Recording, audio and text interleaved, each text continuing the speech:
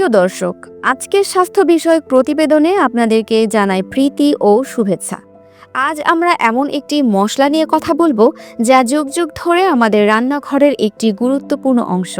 এর স্বাদ ও ঘ্রাণ যেমন খাবারের মান বাড়ায়, তেমনি এর ঔষধি গুণ আমাদের শরীরকে সুস্থ রাখতে সাহায্য করে। হ্যাঁ, আমরা কথা বলছি আদা নিয়ে। আদা মূলত এর শক্তিশালী হজম ক্ষমতা এবং ব্যথানাশক গুণের জন্য পরিচিত। এটি অ্যাসিডিটি, পেটের ফোলাভাব, বদহজম এবং বুকে জ্বালা পোড়ার মতো অস্বস্তিকর লক্ষণগুলো কমাতে সাহায্য করে।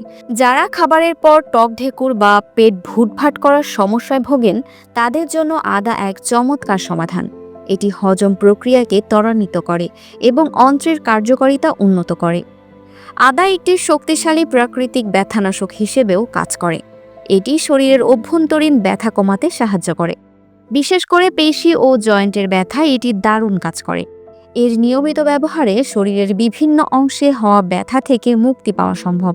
অনেকেরই রাতে ঘুমের সমস্যা হয়। যদি আপনার পেট ভুটভাট করে বা বদহজমের কারণে রাতে ভালো ঘুম না হয়, তাহলে আদা খেলে আপনি ভালো ফল পেতে পারেন।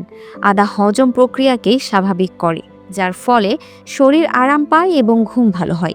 আদা জল তৈরির একটি সহজ পদ্ধতিও ভিডিওতে দেখানো হয়েছে।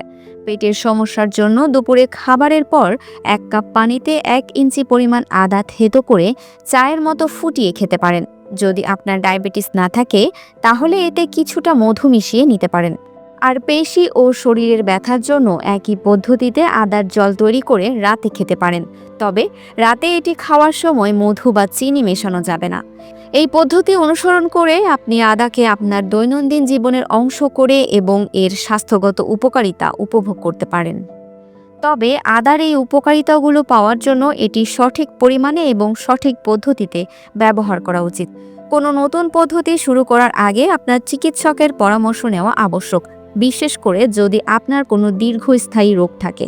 সুস্থ জীবনের জন্য প্রয়োজনীয় সকল তথ্য পেতে চোখ রাখুন dinajpurtv.com এর পর্দায়। দিনাজপুর টিভি, মানুষের জীবনের কথা বলে।